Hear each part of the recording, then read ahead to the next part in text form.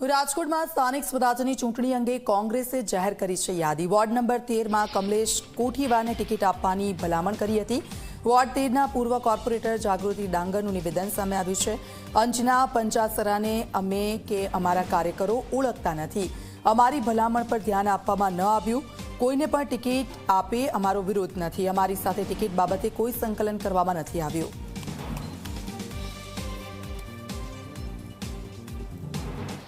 એટલે અમારી કોઈ પાર્ટી સાથે નારાજગી નથી।